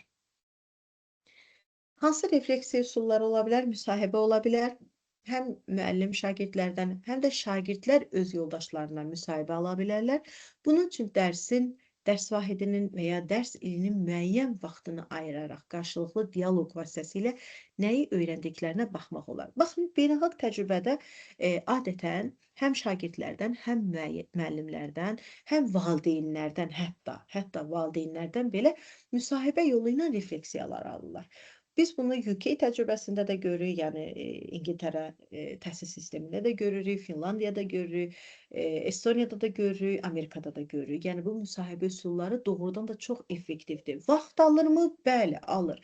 Biraz ola bilsin ki, çox vaxt alır, əlavə vaxt alır, belə deyək. Çox vaxt deyəndə, yəni əlavə dərs saatından fərqli vaxtlar alır, amma çox effektivdir. Bundan əmin ola bilərsiniz. Sorğu öz fəaliyyətini əks etdirərkən hansı strategiyalardan istifadə edirsən? Nümunə sorğu suallarıdır sadəcə bunlar. Anlamanı hansı üsullarla yoxlayırsan? Bölmənin əvvəlində müəyyənləşdirdiyin məqsədinə çatırsanmı və ya çatmısanmı? Nəyin sayəsində onları əldə nail olmamısansa, sənə nə mane olub? Yəni bu kimi suallarla şagirdə sorğular göndərə bilərik və bu sorğular artıq elektron formada və ya kağız formasında ola bilər ki, tutaq ki, kağızla yazdım, boşluqlar qoydum. Bir günə, yəni müddəti qısa müddətdir, yəni müsahibə qədər çox vaxt almır, çünki müsahibədə fərdi olaraq daha çox müsahibə alınır, individual olur yanaşma, o biraz müddəti yəni artıra bilir, amma sorğuda ya kağız vasitəsilə, ya elektron alətlər vasitəsilə sorğunu göndərirsiniz, cavablar alınır şagirdlərinizdən və onu artıq oturub təhlil eləmək sizin əlinizdədir. Yəni təbii ki, sorğu varsa, o sorğunun cavabları təhlil olunmalıdır ki, siz növbəti addımlarınızı ona uyğun planlaşdırasınız. Cümlə kökləri. Okey, bu da yaxşı üsuldur, maraqlı üsuldur. Şagirdlərə hazır ifadələr verilir və onları danışmağa, düşünməyə sövq edir. Bu ifadələr əllərində olduqdan sonra şagirdlər ən azından nədən başlayacağını bilirlər. Bilirsiniz, bizim şagirdlərin ən böyük problemi, tutaq ki, mən şagirdə sual versəm ki, öz fəaliyyətini əks etdirərkən hansı strategiyalardan istifadə edirsən, şagird durub qalacaq belə ki, görüm nə deyim. Ən azından ilk dəfə birbaşa belə sorğudan istifadə edirsən, şagirdə çətin ola bilər. Və ya deyirəm ki, anlamanı hansı üsullarla yoxlayırsan. Şagird oturub fikirləşər ki, mən necə anlayıram? Yəni bu biraz çətin gələ bilər. Ən azı bizim şagirdlərdə hələ tənqidi düşünmə bacarığı müəyyən o inkişaf eləmiş təhsil sistemlərindəki kimi tam deyil hələ ki. İnşallah ki, olma yolunda gedir əlbəttə. Amma biz onların işini asanlaşdırmaq üçün həmin bu cümlə köklərindən istifadə eləyə bilərik. Yəni artıq hazır qəlibi qoyuruq, boşluq hissəsində şagird öz fikrini yazır. Yəni bilir ki, mən nəyi yazacağam ora. Məsələn, nümunə olaraq bu fəaliyyətdə də tətbiq etdiyim bacarıqlar ... oldu. Artıq burada şagird nə istəsə yaza bilər. Və ya bu mövzu ilə bağlı mənə qaranlıq qalan ... oldu. Elə bil ki, şagirdin işini asanlaşdırırıq da. Qəlbi veririk, boşluğu o yazacaq. Amma özünə uyğun yazacaq. Yəni doğrudan da ona qaranlıq qalan nə olub, onu yazacaq. Ola bilər ki, fikrini tam izah eləyə bilməz, amma ən azından müəyyən mənada artıq siz başa düşəcəksiniz ki, problem nədədir. Gələn dərs üçün öyrənmə məqsədlərim, yəni gələn dərs üçün artıq nə məqsəd qoymalıyam və ya necə etməliyik, bu da həmçinin cümlə kökləri strategiyasında verilir. Çıxış biletləri, yəqin ki, bunu artıq siz özünüz imtahanlarda da müəyyən kitablardan oxuyanda adını eşitmişsiniz, görmüşsünüz, bəlkə də tətbiq də etmişsiniz. Müəllim şagirdlərdə bir və ya bir neçə sual təqdim edir və şagird onlara aid fikir yazır. Bu da çıxış bileti adlanır. Məsələn, mənim güclü və zəif tərəflərim hansıları idi? Növbəti dərslərində nəyə diqqət yetirməyim lazımdır? Mən inkişaf etmişəmmi və nələrin üzərində hələ də çalışmalıyam? Dərsdə aktivliyim necə idi? Sinif yoldaşımla əməkdaşlığım səmərəli oldu. Görürsünüz, əslində suallar sadə suallardır və şagird özünün gücü çatdıqca, yəni yaşa uyğunluq prinsipi qorunduqca bu suallara rahat cevablaya bilər. Təbii ki, sualları biraz daha sadələşdirib aşağı yaş qruplarına da vermək olar. Yəni daha böyük yaş qrupları üçün və ya nə bilim, müəyyən, belə deyək də, 6-cı, 7-ci sinifdən sonra bu suallar daha rahatdır. Hətta 5-ci siniflərdə də istifadə edə bilərsiniz, amma biraz bəlkə hansısa cümlələri daha sadələşdirib onlara uyğun eləməlisiniz. Amma ibtidai siniflərdə də sualları sadələşdirərək verib cavabları ala bilərsiniz. Yenə deyirəm müəllimlər, sadəcə siz nəzərə alın ki, bu sualları siz şifahi verirsiniz, yazılı verirsiniz. Yazılı verməyiniz məqsədə uyğundur. Çünki siz bunu bir dəfə verdiniz, buna uyğun strategiya planı özünüzdə düzəldirsiniz. Daha sonra artıq ona uyğun hərəkət edirsiniz. Bir də ilin sonunda və ya yarım ilin ortasında, belə deyək də, yanvarda və ya fevralda ikinci yarım ilin başlanğıcında verməlisiniz ki, görək o dəyişikliklər nə dərəcədə işə yarayıb. Əks əlaqənin qurulması effektiv rəy. Bu effektiv rəy, yəni konstruktiv də rəy deyirlər buna.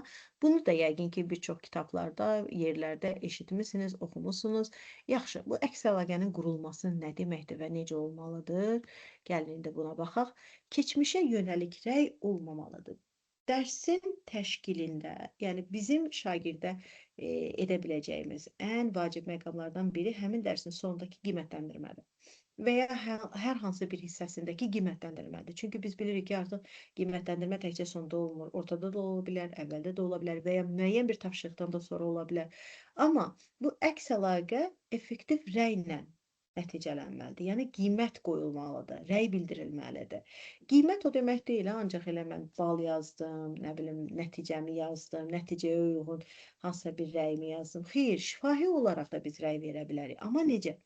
Keçmişə yönəlik rəy verməməliyik müəllimlər. Görürsünüz, üzərindən də bir xətt çəkmişəm ki, qətiyyən bu olmamalıdır. Nə deməkdir keçmişə yönəlik rəy? Verilən tapşırıqların çoxunu səhv həll etmisən. Ev tapşırığını yoxlayıram və ya nə bilim, sinifdə fəaliyyət vermişəm, gəlirəm yoxlayıram, baxıram ki, 5 dənə cümlədən 4-ü səhvdir, 3-ü səhvdir. Dərhal deyirəm ki, şagirdə, ay Murad, verilən tapşırıqların çoxunu səhv eləmisən, səhv həll etmisən. Bu nə olur? Bu keçmişə yönəlik rəydir və bu şagirddə mənfi təəssürat bağışlayır. Yəni burada artıq əks əlaqənin qurulmasından söhbət gedilə bilməz. Yəni harda əlaqə quruldu burada? Mən dedim rəyimi, uşaq da əhvalı pozuldu, getdi oturdu ki, müəllim mənə danladı və ya pis dedi, mən də oturdum. Yəni həvəsləndirmə olmur. Amma gələcəyə yönəlik rəy verməlisiniz. Bu nədir? Məsələn, Murad 5 dənə tapşırıqdan və ya 5 cümlədən 3-ünü səhv yazıb. Mən ona gələcəyə yönəlik rəyi necə verməliyəm? Verilən tapşırıqların 3-ünü və ya 2-sini düz həll etmisən, səhv etdiklərini düsturdan istifadə etməklə yenidən həll et. Gələcəyə yönəlik rəy çıxış biletini, çıxış yolunu şagirdə verməklə olur. Yəni bir var ki, deyirəm ki, səhv eləmisən, keç otur.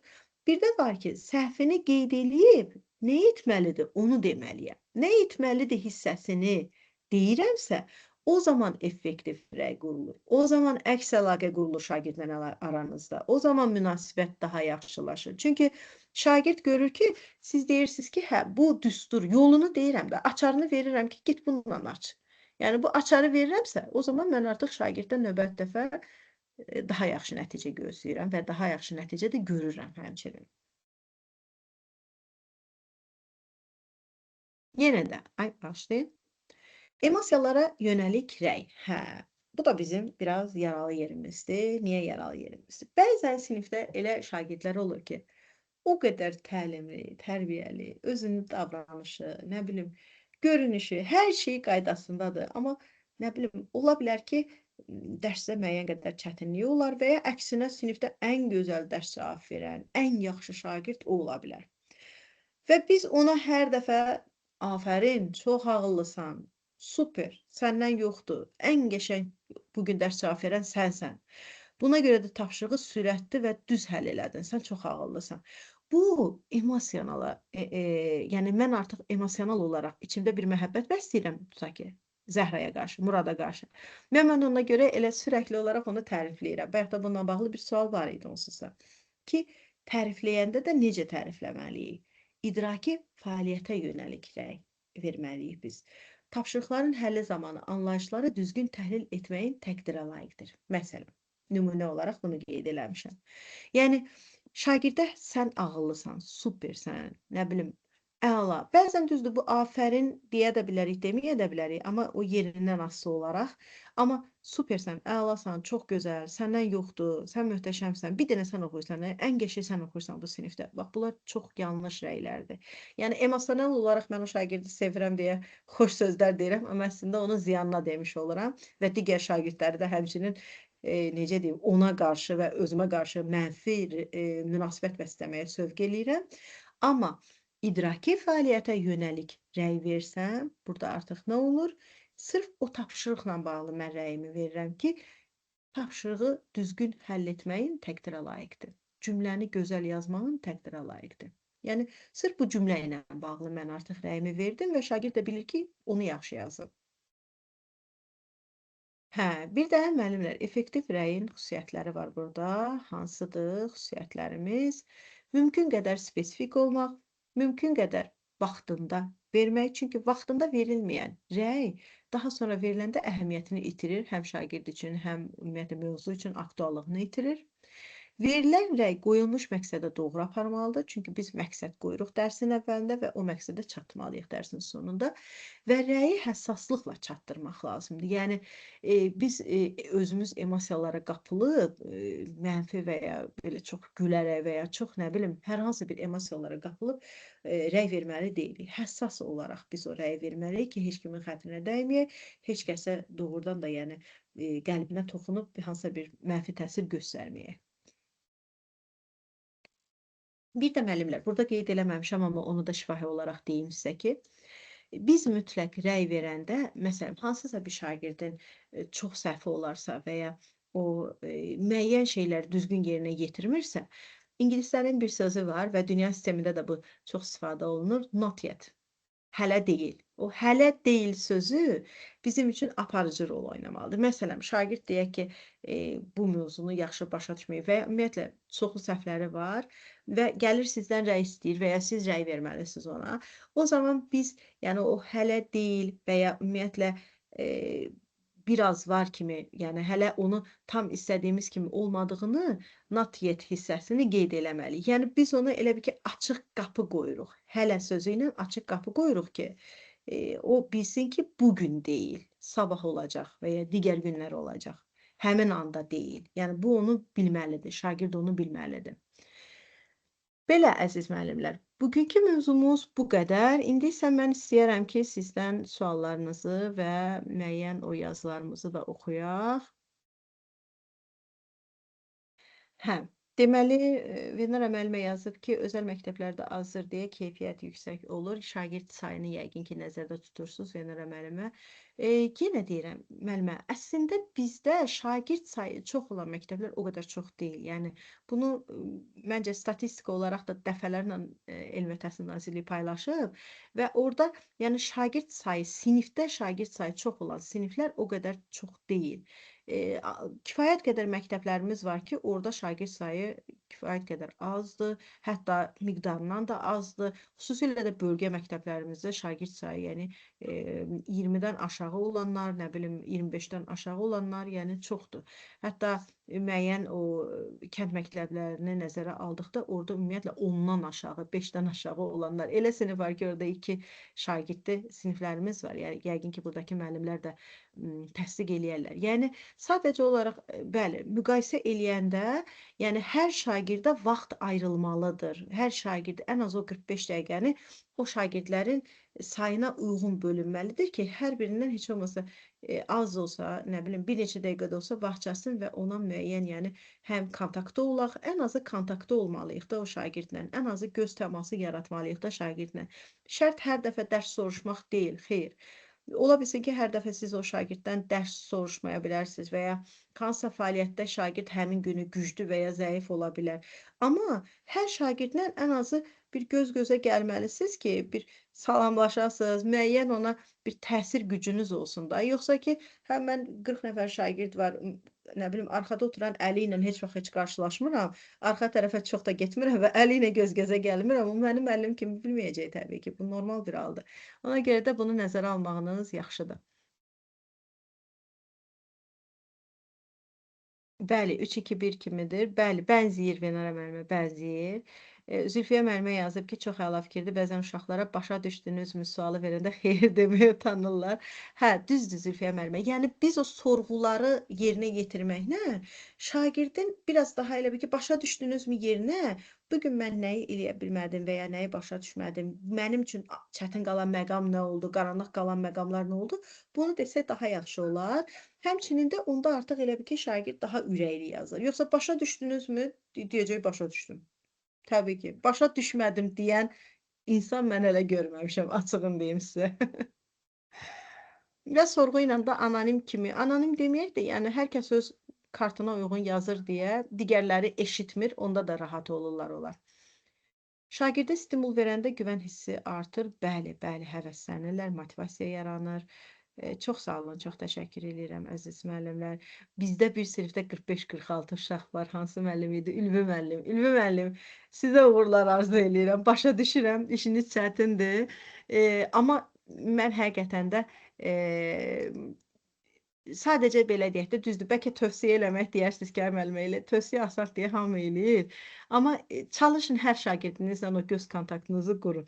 Çünki ən azından o göz kontaktı qurmaq, hər şagirddən heç olmasa bir sinifə girəndə belə hər birinin üzünə, gözünə baxaraq bir salam necəsiniz demək belə uşaqlarda müəllim sevgi münasibəti, sevgi yaradır. Yəni o xoş hissləri bir-birinə ötürür və yəni o sinifdə artıq çoxluq o qədər də hiss olunmur. Yəni bunu nəzərə alın.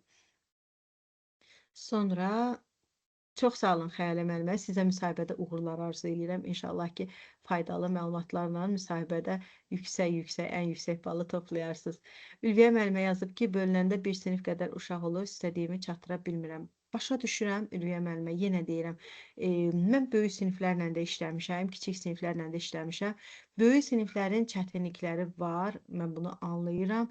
Amma biz onlarla elə tapşırıq, fəaliyyət növləri, iş üsulları, iş formaları yerinə yetirə bilərik ki, hər bir uşaq heç olmasa öz fikrini ifadə eləyəcək qədər bir dəqiqə də olsa belə deyək də zamanı qala bilər.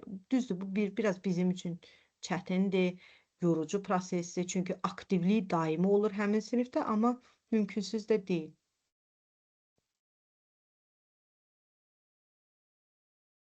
Kaydı mən hər dəfə paylaşıram Vəfadar müəllim. Rekord hər dəfə göndərilir qrupa, narahat olmayın. Bəli, motivasiya və icebreakerlarla bağlı Savad müəllimə qrupa nümunələr göndərəcəm. Müəyyən mən materiallar hazırlamışam artıq. Bugün bizim 3-cü təlimimizdir, bir təlimimiz qalıb. Həmin o bir təlimdən sonra materialların həm bugün bu slaydların, həm də digər materialların hamısını qrupa göndərəcəm. Düzdür, bəzi ola bilər ki, hansısa materiallar ingilis dilində olsun, amma hamımız müəllimik. Girib onları tərcümə proqramlarında tərcümə eləyərək, yəni istifadə eləyə bilərik deyə düşünürəm.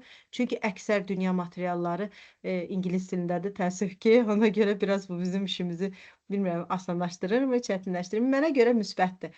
Ən azı başqa bir dili də görüb oradan daha 3-5 söz də öyrənə bilirik. Hə, Sevda müəllimə deyir ki, mən tez-tez deyirəm, anlada bildimmi? Çox maraqlı təlim üçün təşəkkürlər. Çox sağ olun Sevda müəllimə. Sevda müəllimə, anlada bildimmi? Mən də deyirəm bəzən, bəli, istifadə eləyirəm, amma fərqli suallar da deyin mütləq. Fərqli suallarla da siz onlardan alın ki, görün doğrudan anlayıblarmı yoxsa yox. Çox sağ olun əziz müəllimlər. Hə, müəllimlərimizdən biri yazıb ki, dərs boyunca istifadə olunan, bircə dəqiqə bağışlayın, tətbiq edə biləcəyimiz oyunlar, fənni maraqlı keçmək üçün üsullar və s. ilə bağlı PDF, narahat olmayın, müəllimə göndərəcəm Gülər müəllimə. Bir daha deyirəm, İnşallah növbəti həftə sonuncu təlimimizdir. Sonuncu təlimdən sonra həm bu PPT-ləri, həm də ki, materialları sizlə paylaşacağım. Bir də linklər paylaşacağım sizdən ki, hansı ki faydalı olan motivasiya oyunları, aktivitelər hamısından göndərəcəm. Müəllimlərimizdən Şəfəq müəllimə yazıb ki, rəsmi formada müəllim deyiləm, müsahibə mərhələsindəyim. İnşallah uğurlar arzu edirik Şəfəq müəlliməm. İnşallah ki, inanıram siz hər bir halda yəni yaxşı nəticəniz olacaq və arzu etdiyiniz yerdə də işləyəcəksiniz. Belə müəllimlər. Bir daha çox sağ olun, çox təşəkkür eləyirəm. İnşallah növbəti təlim dərsimizdə, yəni növbəti axırıncı sessiyamızda görüşərik. Hər birinizə uğurlar arzu eləyirəm. Bir daha bayramınız mübarək olsun. Sizə uzun ömür, can sağlığı, səbir arzu eləyirəm. Hər şeyin başı səbirdir, sevgidir. İşinizə sevgi ilə yanaşın. Nə qədər çox öz işimizi sevsək, nə qədər çox hər dəfə məktəbə həvəslə getsək, inanın ki, bizim şagirdlərdən xoşbəxt şagirdlər olmayacaq. Bunu yadınızda saxlayın. Çox sağ olun. Gecəniz xeyrə qalsın. Görüşərik.